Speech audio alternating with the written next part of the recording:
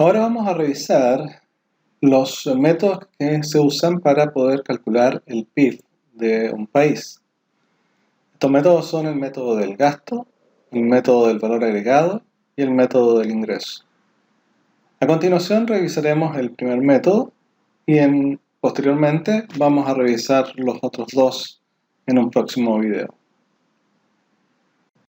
Entonces, veamos el método del gasto. En el caso del método del gasto, tratamos de medir la producción de un país a partir de cuánto gastan los agentes económicos durante el periodo para el cual se está midiendo en bienes y servicios finales producidos durante ese periodo. Entonces tenemos, por ejemplo, a los hogares y su componente de gasto es el consumo o consumo privado, para ser más específico. Por otro lado tenemos a los agentes que son las empresas y ellos, su componente de gasto corresponde a la inversión. En tercer lugar tenemos al gobierno y su componente de gasto, el gasto gubernamental o consumo del gobierno, para diferenciarlo del consumo de la familia. Y finalmente tenemos las exportaciones netas, que recordar corresponden a las exportaciones menos las importaciones. Y hay que recordar nuevamente que las importaciones se restan porque hay elementos de consumo, inversión y gasto del gobierno que son importados. Por ejemplo, lo más probable es que el computador o el teléfono que estén utilizando no es producido en Chile y por lo tanto no corresponde colocarlo en el PIB. Está en el consumo, pero no debe estar en el PIB. Por eso es que se resta acá dentro de exportaciones netas. Entonces veamos algunos aspectos que definen cada uno de estos componentes, partiendo por el componente que corresponde a las familias, el consumo privado. Entonces, este es el gasto final de hogares e instituciones sin fines de lucro. Entonces aquí vemos en primer lugar que no es solamente hogares, también hay otras instituciones que están dentro del componente consumo privado, que son organizaciones sin fines de lucro, y el gasto que hacen estas instituciones, ¿ya?, que ayudan a miembros de la sociedad, son consideradas también como un consumo privado. ¿Ya? En las estadísticas, el mayor porcentaje del gasto es el que hacen los hogares, pero técnicamente cuando se construye en el sistema de contabilidad nacional, se incluye también el gasto de las instituciones sin fines de lucro.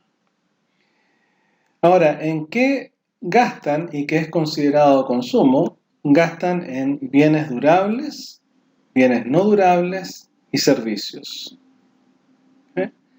Caso de bienes durables, corresponden a bienes que se usan más de una vez.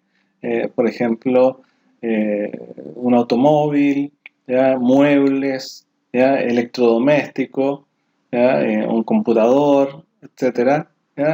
Son ese tipo de bienes los considerados durables. Por otro lado, tenemos bienes que son no durables.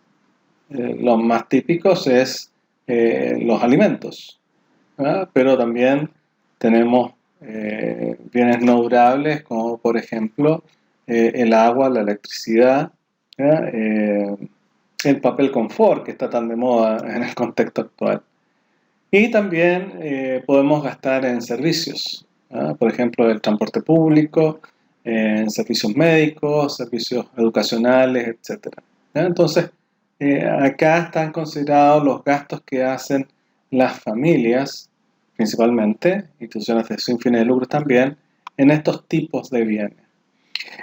Un gasto que realizan las familias, pero que no se considera consumo privado, es cuando compran un bien raíz nuevo, una nueva casa, un nuevo departamento.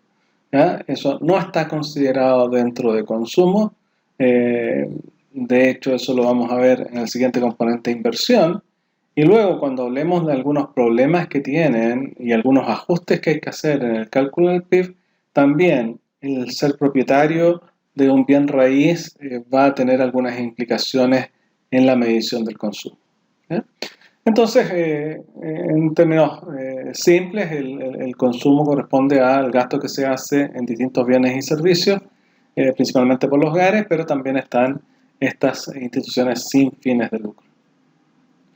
En los países, por lo general, este es el principal componente del PIB. ¿Ah? La mayor parte de la producción de un país está orientado al consumo y se mueve más bien entre 60 y 70%. En la mayoría de los países. Hay algunas excepciones con algunos países de más 70%, algunos un poquito más menos de 60%, pero el grueso vamos a encontrar en ese rango.